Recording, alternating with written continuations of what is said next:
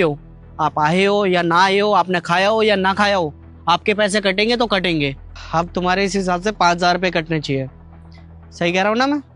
ठीक है, 1 2 3 4 5, ये 5,000 रुपये। अब ये 5,000 रुपये मैं काम करता हूँ, साइड में रख लेता हूँ, है ना। आप बताइए मैडम, और क्या हिसाब है इनका? सर मुझे अभी एक और बात याद आई, इन्होंने पिछले महीने ना 15,000 रुपए लिए थे एडवांस। तो आप एक काम कीजिए, 15,000 रुपए आप इनकी सैलरी से अभी काट लीजिए। अच्छा जी, इतना खर्चा करने के बाद साहब ने एडवांस भी लिया था? साहब जी हमने एडवांस बिल्कुल नहीं लिया है साहब, ऐसे ही मेरे पैसे कट जाएंगे तो मेरी सैलरी तो बिल्कुल ही कम हो जाएगी। बस करिए अंकल जी, आप तो हद ही कर रहे हैं। अरे आपकी उम्र का लिहाज करके मैं बोले ही नहीं जा रहा हूँ, तो आप ये नहीं है कि कुछ भी बोलते रहोगे। आपको पहले भी मैंने बोला था ना, चुप रहिए, जो हिसाब हो रहा है उसको होने दीजिए। और हम लोग पागल हैं क्या यहाँ पे? ये जो मैनेजर खड़ी है ये पागल है क्या? अरे ये जो हिसाब इसने लिख रखा है, खामखाई तो नहीं लिख रखा होगा ना? अगर आपने लिए हैं जब ही लिखा हुआ है वो हिसाब। और वैसे भी अंकल जी मैं तो भूल ही गया था, वो तो सही है, मैंने लिखवा दिया। मैंने अपने हाथों से आपको 15,000 रुपए दिए हैं। आप शायद भूल रहे हो पर मैं नहीं बोल रहा हूँ।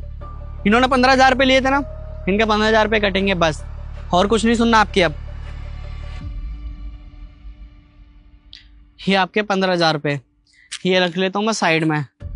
अब मेरे पास ये बचे आपके 4,000 रुपए। ये लीजिए अंकल जी, रख लीजिए। अगर मेरी जगह कोई और होता ना तो आपको 1 रुपया भी नहीं देता, सारी बेईमानी कर लेता। अरे वो तो मैं हूँ जो कि सारा हिसाब किताब करके रखता हूँ, और हिसाब किताब में से जो पैसे निकल रहे हैं आपके वो ये 4,000 रुपया। ये लीजिए, रखिए। बहुत बहुत शुक्रिया साहब जी, कम से कम 4,000 तो मिले। जिस हिसाब से आप हमारी सैलरी काट रहे थे हमें तो यही लग रहा था कि हमें कुछ भी नहीं मिलेगा, खाली हाथ ही जाएंगे।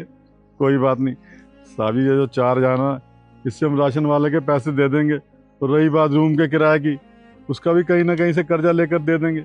बहुत बहुत शुक्रिया साहब जी, बहुत अच्छा लगा। रुकिए, एक बात बताइए अंकल जी, आपकी कितनी सैलरी है? साहब 10,000 रुपये। 10,000 है या 15,000 है अंकल जी? साहब जी अब कहना क्या चाहते हैं? हम कहते हैं हमारी सैलरी 15,000 रुपये और आप कहते हो 10,000 रुपये। जब हम कहते हैं 10,000 रुपये तो आप कह रहे हो 15,000 रुपये। साहब जी अब कहना क्या चाहते हो, हमें तो कुछ समझ में नहीं आ रहा। साक्षी जरा बताना, इनका एक्चुअल सैलरी कितनी है? सर 15,000 रुपये। सुना अंकल जी, आपकी सैलरी 15,000 रुपये है।